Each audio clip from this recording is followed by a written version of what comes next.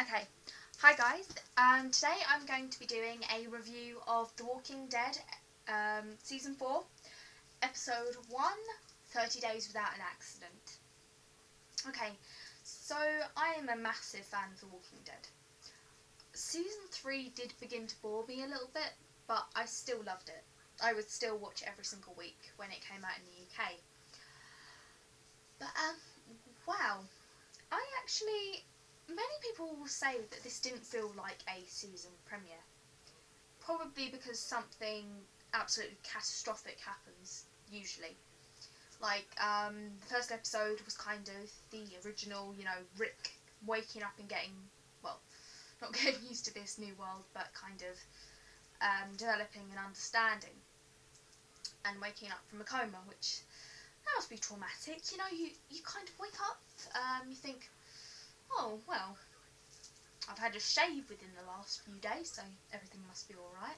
Because let's face it, the amount of facial hair he's got, he must have had someone shave him, at least within the last week. Just putting it out there, and otherwise he would have been, nasty. But he would have been covered in his own piss, he wouldn't have been very sanitary. But, he was perfectly clean. But, waking up to this new world. Season 2 saw them on the road, on the highway, and we saw Sophia go missing, and we also saw Kyle get shot, which was like, whoa, no they didn't. But I think Season 2 was definitely a very good one. Season 1 will always be my favourite because it was the introduction to this new world. Season 3 brought the arrival to the prison, which was alright. It wasn't my favourite, but it was alright. And we saw Herschel get a chunk taken out of his leg, and then Rick amputates it, which was pretty interesting. But with this, we saw it was almost very relaxed. It was a completely different vibe to Season 3. Season 3 was very much about the focus on the threat of other people. Whereas this one, it was kind of very laid back. They seem to have really built a little family, even with the Woodbury survivors, which it was interesting. Even though, right, in the season finale of Season 3, were there not hundreds of old people on that bus? I may be exaggerating, but there were a lot more old people than there were children. What's happened to the old people? I know they've been through winter. Did they eat them? They just disappeared. You don't hear from them. It's just like, oh, or did all of them just die off in the winter? There were a lot of them. There were a lot. But yeah, so that was interesting. Knowing all the old people have probably been eaten. Anyway, so we Rick is starting to get back to sanity, even though he obviously appears to believe that he can grow guns, which that's interesting. You're stuck in a zombie apocalypse, but apparently you can grow guns, which is amazing. Not bad. But then we have this stress we have the idea of the zombie threat emphasised when he has an iPod. Right, so the battery hasn't run out. He just happened to find an iPod. Good on him. With country music. Interesting. But he's got his earphones in, and suddenly when he takes one of them out, he can hear these loud ass zombies just going meh, meh. I'm sorry, that sounds like sheep. They don't sound like sheep. Yeah, they kind of do. They grunt. No.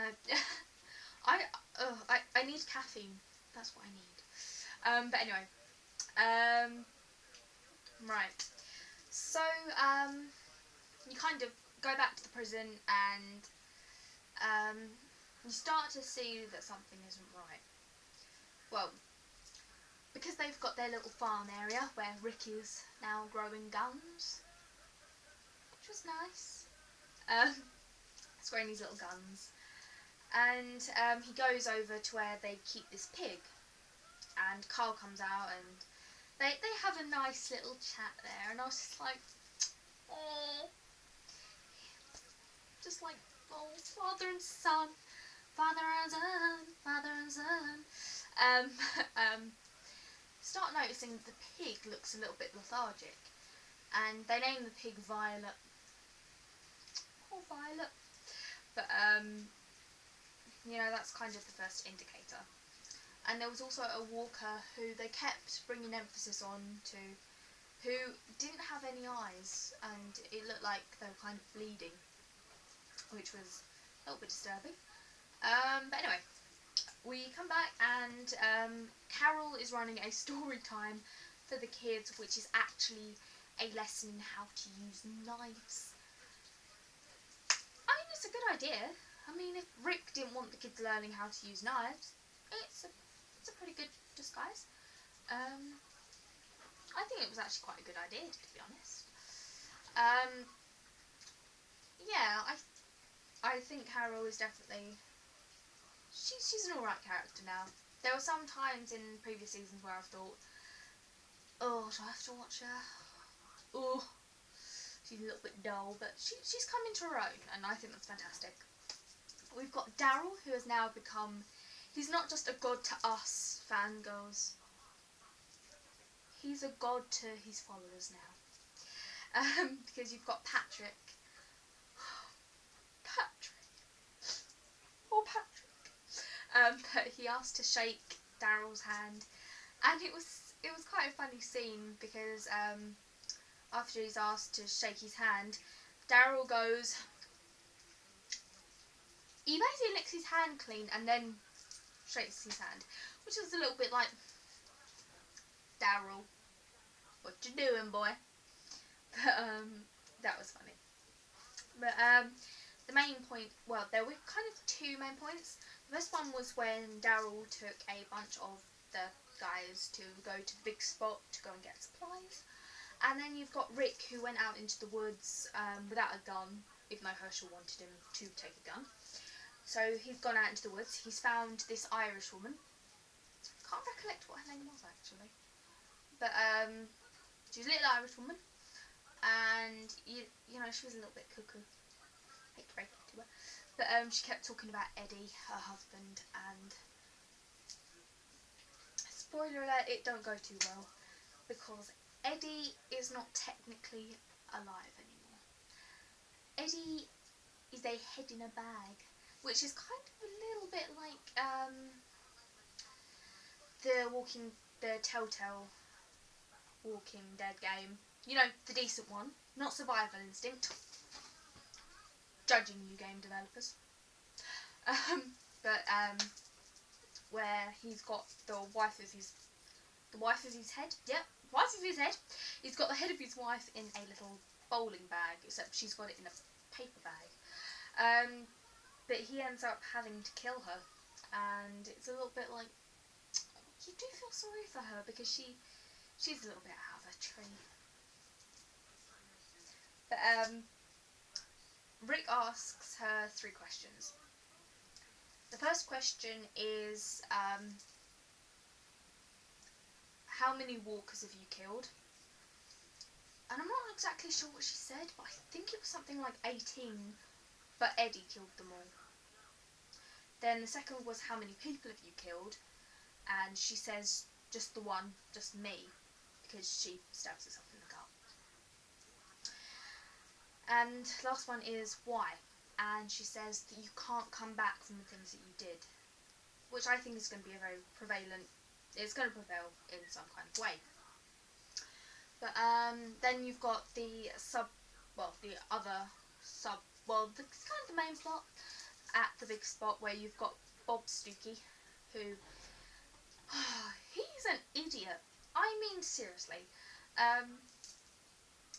He's kind of the reason for all of the action that goes down, because he goes to get some alcohol, He decides not to. He decides to slam the bloody thing down on the shelf. The shelf collapses and suddenly, it's raining walkers! Everybody, it's raining walkers!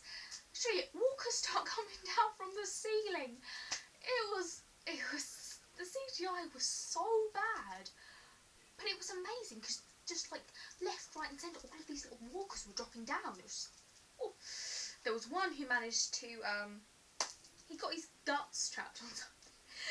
So he was kind of levitating and he's got his guts hanging out. He's got one hand on his intestines. He's just swinging around doing a Torval and Dean. You've got all the others that are attacking people. Beth's boyfriend ended up getting killed, which was quite unfortunate because he was trying to save Stookie. Stookie, no. Especially as her boyfriend was quite cute. You know what I'm on about, ladies. But, Stookie. And then, the boyfriend kind of ends up getting squished by the helicopter that had weakened everything. So, it's a little bit awkward. Then we go back to the prison, where, when they finally get back there, Daryl has to tell Beth, about her boyfriend's death, and I can't remember his name, but she doesn't cry, and I think she's going to be a very interesting character this season. At least I hope so, because she seems like she's going to be a little bit more toughened, and she might not just be the person they always leave that bloody baby with. Who I was getting worried about her, and then they showed her at the end. I was just like, Judy, she survived. But there is another thing that's kind of going on. Meanwhile, at story time, Patrick starts saying that he feels sick. So he goes off, and during the night, I think he must kind of wake up or something. He's sweating, he's having a massive coughing fit, and when he was walking, I think it kind of looked like blood that was on the soles of his feet. I don't know, but he gets to the shower, he starts taking a shower, and then he died. I mean, I really liked Patrick. Patrick was awesome, and then they kill him off. They kill off all the characters that I like, but it was a little bit like, oh, especially as he looks like the Walker who had no eyes. So there was definitely a central theme that was kind of running through. Every possible shot that they could had a focus on water. There was always something to do with water, which they were always talking about this new threat at the panels. I think it's the water. I think, personally, there's something wrong with the water. Because that is the only link between Patrick and Violet, who sadly has passed away. My poor Violet. Well, I'm so interested for episode 2, Infected, to see exactly what's going on, to see if I am right about the whole theory. But let me know what you think below. Overall, I thought this was a pretty good episode. It didn't exactly have the Shazam of some of the other season premieres, but I like the kind of the build-up to something bigger. I would prefer to have a mind-blowing finale or mid-season finale than to have it all happen in the beginning, because then you lose any characters to have fun with. So I'm extremely excited to see how it turns out. I trust Scott Gimple will give us a season of character development, because he does a lot to do with character development. I'm really excited, so I will share my thoughts for episode 2 when it comes out. I'm probably going to watch it once I'm going to watch it online when I get home from school on Monday. Oh, exciting times. So let me know what you think about the new threat. If you've watched this season premiere, tell me what you think. But that is all for now, my little chickens. I would give it, if I had to give it a score, I would probably give it something like a 8 out of 10. It didn't have the action that we Well, it kind of had the action, but it was very sort of, it gave a little bit of character development, which I liked.